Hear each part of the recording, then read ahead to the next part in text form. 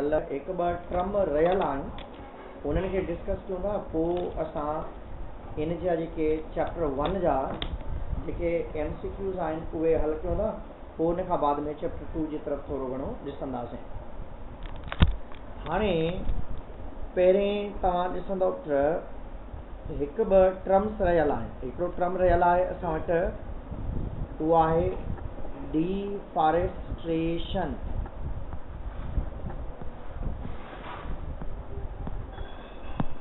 ही term use कयल आहिनि न असां वटि। हिकिड़ो टर्म यूज़ कयल आहे डिफॉरेस्ट्रेशन। केरु ॿुधाईंदो, कंहिंखे अचे थो तव्हां मां डिफॉरेस्ट्रेशन छा हूंदो आहे? डिफॉरेस्ट्रेशन हूंदो आहे कि न जेके हीअं ह्यूमन प्लांट्स खे कटीन पिया, जंहिं सां न फॉरेस्ट या जेके प्लांट्स उहे घटि पिया थियनि त उनखे डिफॉरेस्ट्रेशन चइबो आहे। ॿूटनि खे वढणु, कटणु ऐं उन्हनि जी तादाद खे घटि करणु वारी कंडीशन खे पाण डिफॉरेस्ट्रेशन चवंदा। कटिंग ऑफ फॉरेस्ट जे घटि थियण वारी कंडीशन खे पाण डिफॉरेस्ट्रेशन चवंदा। कटिंग यू अथव कटिंग ऑफ फॉरेस्ट, ॿूटनि जे वढण सां कटिंग ऑफ फॉरेस्ट। बाबा दुनिया सभ खां घणी परेशान इन ॿूटनि जे वढण सां अथव। छो जो जेकॾहिं ॿूटा पाण वढियूं था त हवा में कार्बन डाइऑक्साइड वधे थी, पर जॾहिं इन्हनि खे साड़ियूं था त हवा में धुओं, स्मोक ऐं डस्ट थी वधे या स्मोक थी निकिरे। हाणे डिफॉरेस्ट्रेशन खां बाद में हिकिड़ो ॿियो वर्ड यूज़ कंदा आहियूं, एफोफॉरेस्ट्रेशन।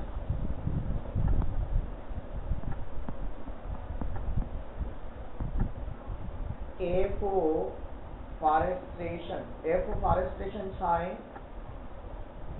केरु ॿुधाईंदो? सेफ अचे थो पुट?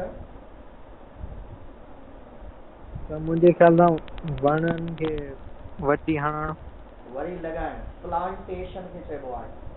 ॿूटनि जे लॻाइण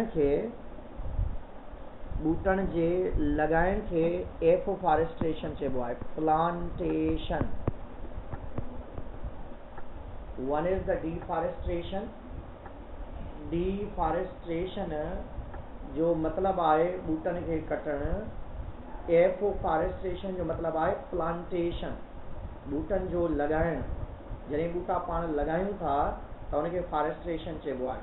हाणे हिकिड़ी ॿी शइ यूज़ कंदा आहियूं, other one is the crop rotation.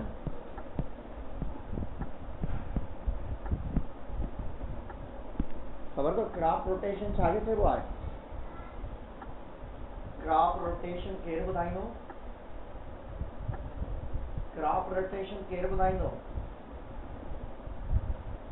Crop rotation जो मतिलबु आहे सालाना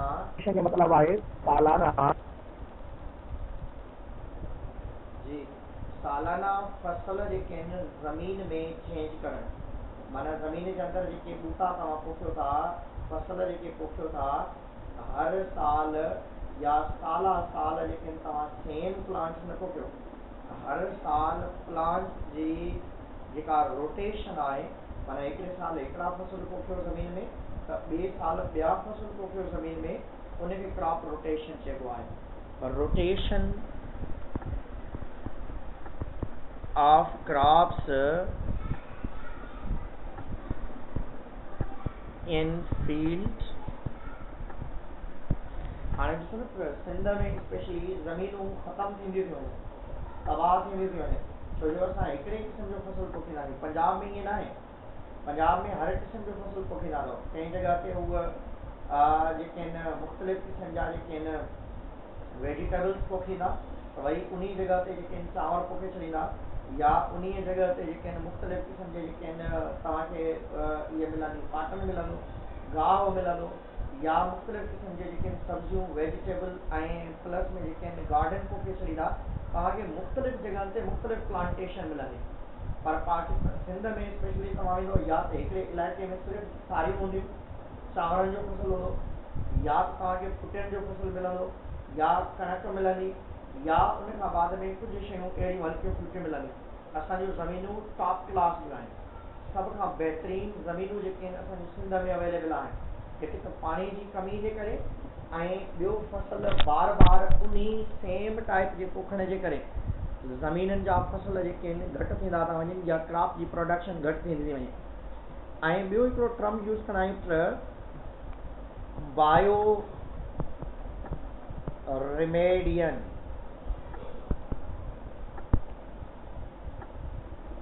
माना बायोलॉजिकल कंट्रोल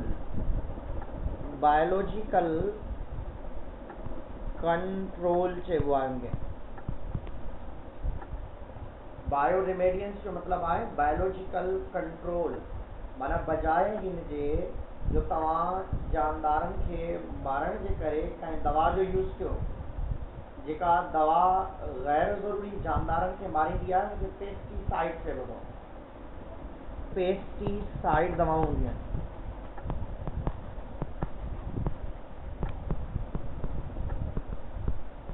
किल पेस्ट छाखे चइबो आहे? पेस्ट चइबो अथव animal that harm human economy.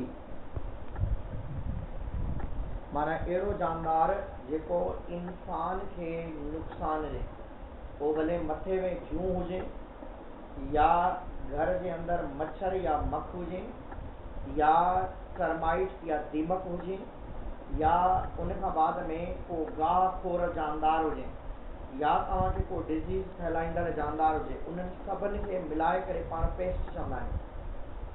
Paste उन जानदार खे चइबो आहे जेको असांजे कंहिं न कंहिं शइ खे नुक़सान ॾिए थो। पेस्ट उहे जानदार आहिनि जेके असांजी कंहिं न कंहिं शइ खे नुक़सान ॾियनि था, उनखे पेस्ट चवंदा आहियूं। Animal that harm human economy या ऑर्गेनिज्म, एनिमल भी चई सघो था, ऑर्गेनिज्म भी चई सघो था, ज़रूरी न आहे सिर्फ़ु एनिमल हुजे। हाणे हिते हिकु ॿी शइ मूं लिखी आहे बायो रिमेडियन। असल ॻाल्हि पाण कई पिए बायो रिमेडियन जी। बायो रिमेडियन जो मतिलबु आहे त हिकिड़े जानदार खे कंहिं ॿिए जानदार सां मारण जी कोशिशि कयो, बजाए हिन जे जो तव्हां वञी करे को दवाई छिड़कियो ऐं उन जानदार खे त मारियो, पर उन सां गॾोगॾु ॿिया जानदार बि मारे छॾियो तव्हां, ऐं पॉल्यूशन थींदी आहे, आलूदगी गंदगी थींदी आहे। पर हिन तरीक़ेकार सां पाण सिर्फ़ु उन्हनि जानदारनि खे मारींदा आहियूं जेके नुक़सान ॾींदा आहिनि। जीअं तव्हां ड्रैगन फ्लाई आहे, ड्रैगन फ्लाई जो ॿुधी थो करे?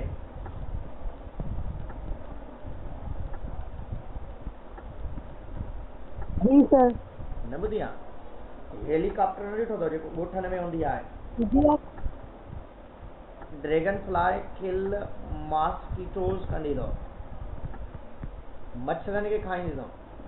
माना बजाए हिन जे जेके आहिनि जो तव्हां वञी करे को स्प्रे कयो, बजाए हिन जे तव्हां वञी करे का दवाई छिड़कियो, तव्हां माहौल में ड्रैगन फ्लाई जेके भंबूरी जंहिंखे चवंदा आहियूं, हेलीकॉप्टर जंहिंखे चवंदा आहियूं, उनजी तादाद खे वधाए छॾियो। हाणे जॾहिं इहे हेलीकॉप्टर हवा में वधीक हूंदा त अल्टीमेटली इहे मॉस्किटो खे खाईंदा, तव्हांखे दवा हणण जी ज़रूरत ई न पवंदी। ऐं ईअं हिकिड़ो एग्ज़ाम्पल आहे असां वटि फिश जो।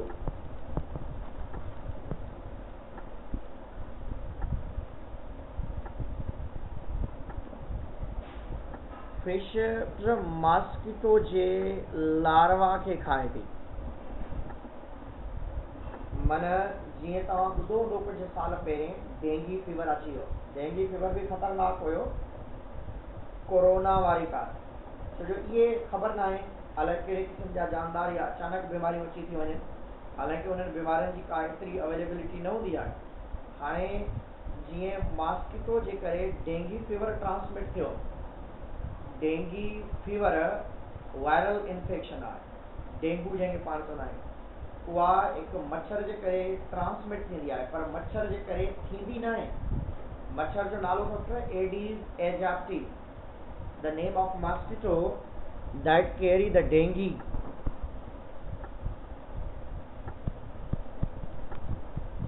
ऐं उन मॉस्किटो जो नालो अथव एडीज एजिप्टी।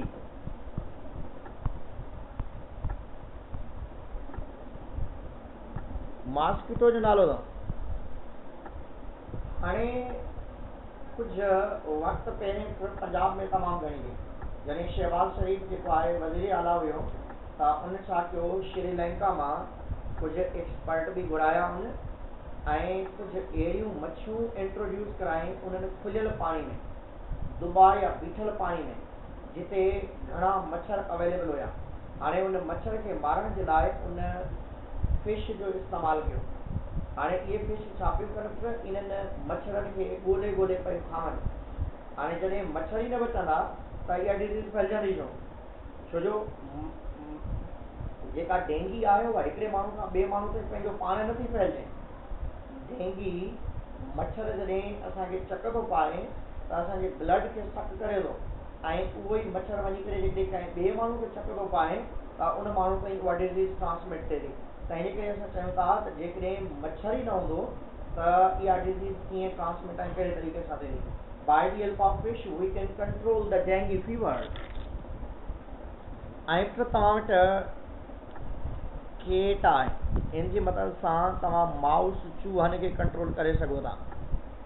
ॻोठनि में तव्हां ॾिठो हूंदो त माण्हू बायो रेमेडी कंदा आहिनि। बायो रेमेडी जो मतिलबु इहो आहे त जीअं माउस खे मारण जे लाइ जेकॾहिं तव्हां का बि दवा जो स्प्रे कयो था या का बि दवाई ॾियो था त उन सां माउस तो मरंदो, पर घर जे अंदरि ॿिया ॿार जेके नंढड़ा आहिनि उन्हनि खे बि नुक़सानु थी सघे थो। त इन करे असां छा कंदा आहियूं, इन केट जो यूज़ कंदा आहियूं। माना केट जो बि भलो थी वेंदो, उनखे खाधो मिली वेंदो ऐं माउस जो मसइलो जेको आहे तव्हांजो उहो बि हल थी वेंदो। ऐं ईअं ई जेकॾहिं तव्हांखे को रेबिट तव्हांजी ज़मीन में तव्हांजे फसल खे नुक़सानु थो ॾिए, छो जो रेबिट्स हर्बीवोर्स हूंदा आहिनि, असांजे फसलनि खे नुक़सानु ॾींदा आहिनि, त डॉग यूज़ कंदा आहियूं टू किल द रेबिट। शिकारी कुत्ता जेके घुराईंदा आहिनि ऐं उन कुतनि या डॉग्स जी मदद सां शिकार कराइबो आहे ऐं उन शिकार करे करे असां इन्हनि जानदारनि खे किल करण जी कोशिशि कंदा आहियूं या मारण जी कोशिशि कंदा आहियूं। त अहिड़े तरीक़े सां ही कुझु इम्पॉर्टेंट टर्म्स आहिनि जेके तव्हांजे बुक में ॾिनल आहिनि ऐं हिकु ॿ टर्म्स ॿिया बि ॾिनल आहिनि। जीअं हिकिड़ो ॿियो टर्म बि तव्हांजे बुक में आयल आहे, उहा आहे फर्टिलिटी। फर्टिलिटी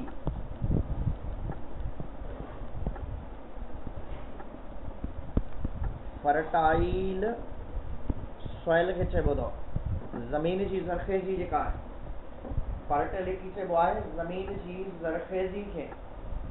माना ज़मीन जी ज़रख़ेज़ी जेकॾहिं बहितर हूंदी पोइ उते प्लांट्स बि सुठा थी सघंदा आहिनि ऐं बहितर थी सघंदा आहिनि। इन खां बाद में पाण ईंदासीं MCQs जी तरफ़, जेके असांजे बुक में MCQs ॾिनल आहिनि उन्हनि खे डिस्कस कंदासीं।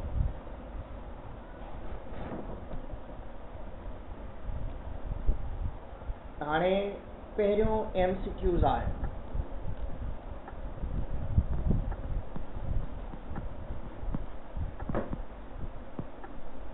चैप्टर 1 जी एक्सरसाइज पाण कयूं पिया। एक्सरसाइज में सिर्फ़ु MCQs कंदासीं पाण, छो जो ॿिया जेके शॉर्ट क्वेश्चन्स या ॿियूं शयूं आहिनि पाण चैप्टर वाइज़ अंदरि पढ़ंदा था, छो जो चैप्टर में हर शइ पढ़ी आहे पाण।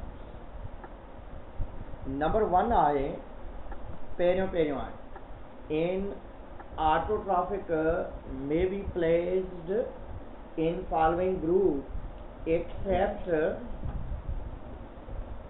in autotrophic may placed in following group except पहिरियों A ऑप्शन आहे मोनेरा, B ऑप्शन आहे प्रोटोक्टिस्टा, C ऑप्शन आहे फंजाई, D ऑप्शन आहे प्लांटी। पूजा ॿुधाए तुंहिंजो छा थींदो? फंजाई। गुड, माना इन जो ऑप्शन C करेक्ट आहे। नंबर 2 ते ईंदासीं पाण।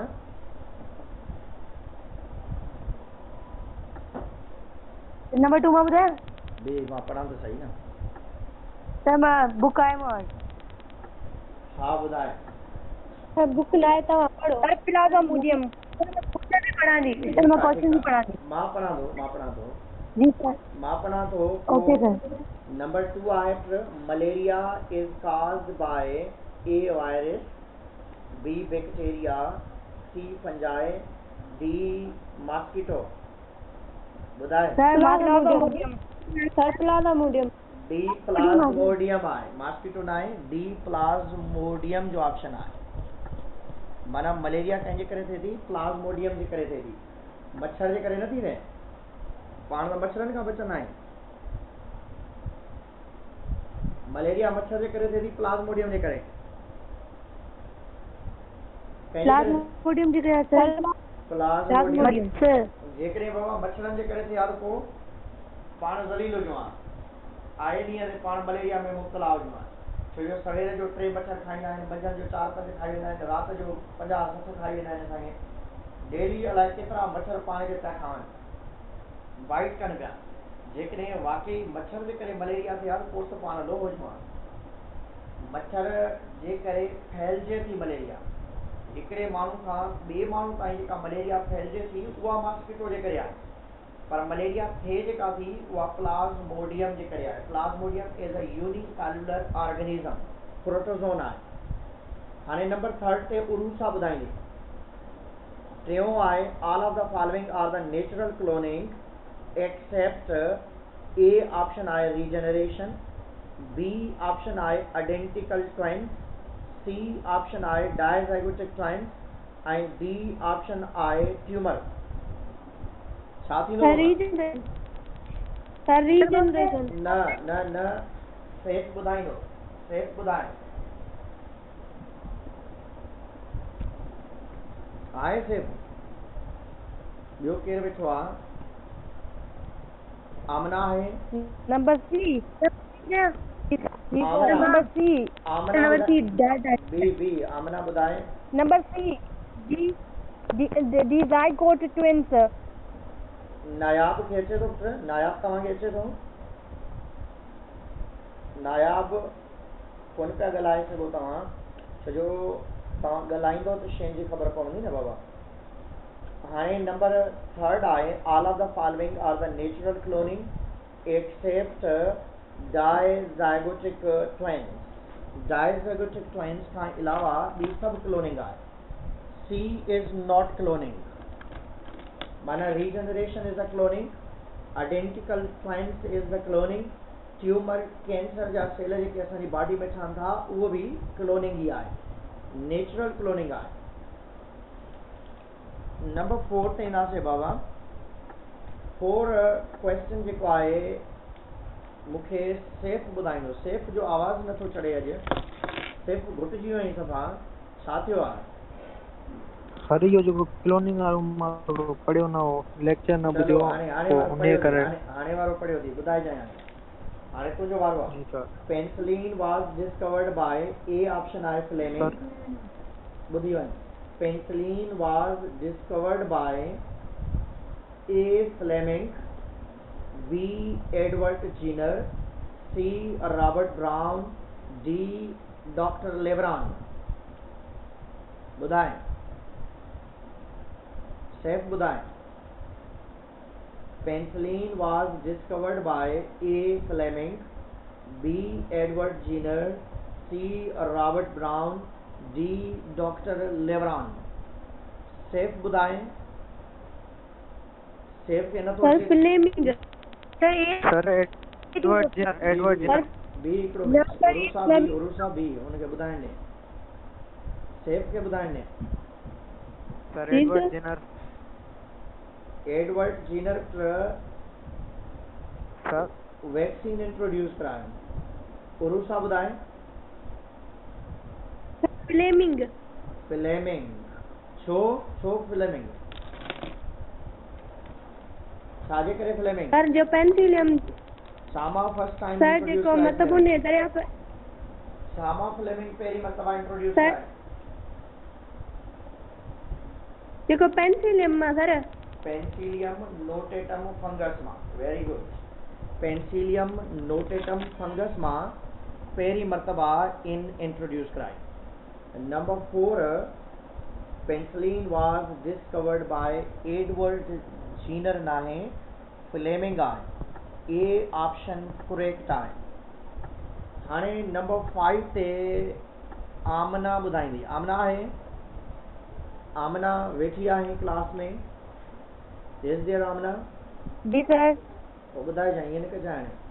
5 आहे, microorganisms are studies the discipline of A parasitology, B marine water biology, C microbiology, D आहे ह्यूमन बायोलॉजी।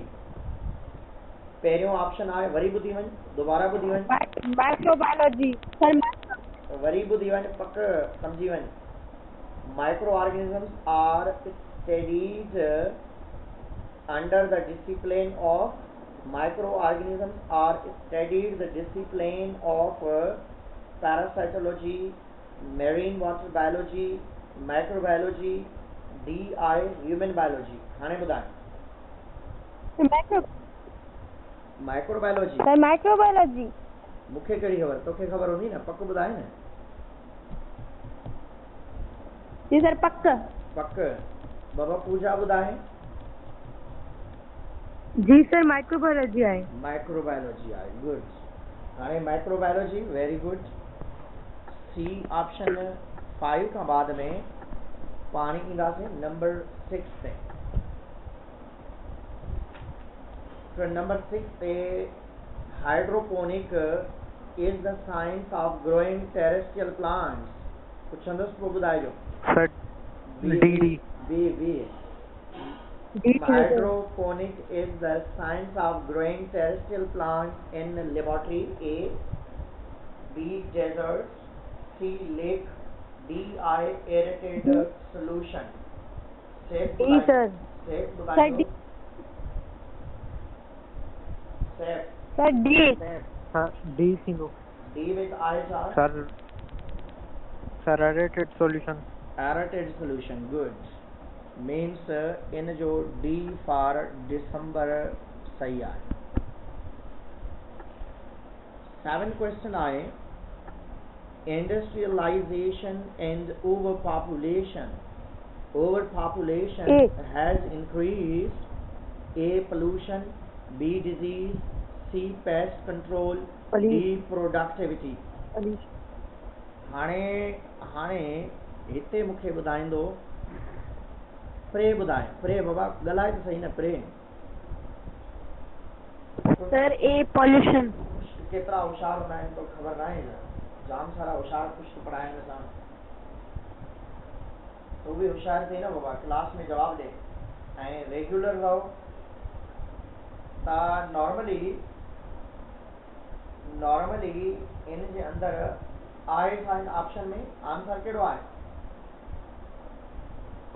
प्रे आंसर ॿुधाए मूंखे। सर ए पॉल्यूशन। ए पोल्यूशन माना आबादी वधे पई, इंडस्ट्रीज वधनि पियूं, गाॾियूं वधनि पियूं, बसूं वधनि पियूं, या अहिड़े क़िस्म जी कंडीशन में पाण वटि पोल्यूशन वधंदी थी वञे। Pollution is due to the human activities industries. जी बाबा। सर प्रोडक्टिविटी न थींदो। प्रोडक्टिविटी कीअं थींदो? हिते चवंदा ओवर पॉपुलेशन जे करे प्रोडक्टिविटी कीअं वधी आहे, घटि थी आहे न। ओवर पॉपुलेशन जे करे त खाधो खुटंदो पियो वञे, विड़ूं पिया पाण में। मानीअ जे करे अटो ॾिसो, पहिरियों 2 रुपया किलो हूंदो हुयो, हाणे 70 रुपया किलो थो मिले। आबादी जे लिहाज़ सां प्रोडक्टिविटी खे ॾिसबो आहे। पोल्यूशन वधे पई, इंसान सां पोल्यूशन वधे पई, आलूदगी वधे पई। जीअं हज़रत इंसान जिते जिते आहे, तव्हां नॉर्दर्न एरिया में वेंदो, नेचुरल एनवायरनमेंट खे तबाह करे छॾियो आहे माण्हुनि। 8 type different communities group together to form A population, B biosphere, C ecosystem, D multicellular organism. Ecosystem.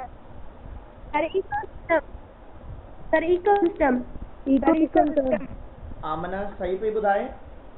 आमना ॿुधाईंदी। आमना जी सर इकोसिस्टम। पक। जी सर। गुड। इकोसिस्टम में सी करेक्ट आहे। हाणे ईंदासीं 9 ते। Life emerges at the level of A. organisms, cell, B. cell, C. water, D. atom. इते पूजा ॿुधाईंदी। B cell, cell sir, cell छो बाबा? sir cell, छो? छाजे करे? sir option B cell, cell बाबा छाजे करे? sir क्योंकि अच्छा बाबा सेल होने जे करे छो जो cell is the basic structural and functional unit of all living organism. दुनिया में तमाम जानदार सेल जा ठहियल आहिनि। सेल जे करे ई आहिनि, सेल सां ई आहिनि। तंहिंजे करे असां चवंदा आहियूं कि तमाम जानदार सेल जा ई ठहियल आहिनि। सेल जे करे ई आहिनि, तंहिंजे करे पाण चवंदा कि सेल मां ई ज़िंदगी ठही आहे। माना जंहिं बि जानदार जी ॻाल्हि कंदो मीन्स हैविंग सेल। जंहिं बि जानदार जी ॻाल्हि कंदो मीन्स हैविंग सेल। 9 में life emerge at the level of cell in जो बी ऑप्शन करेक्ट आहे।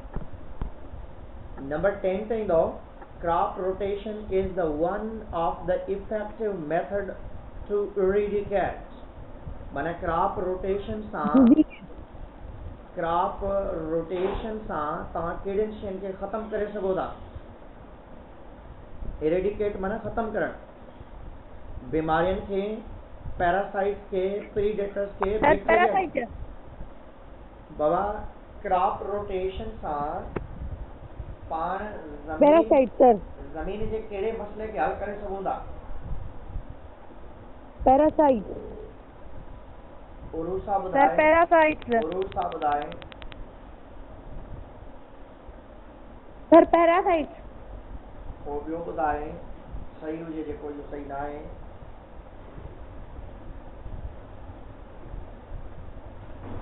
पैरासाइट्स हूंदा आहिनि हिकु डिज़ीज़ खां बचाए सघूं था।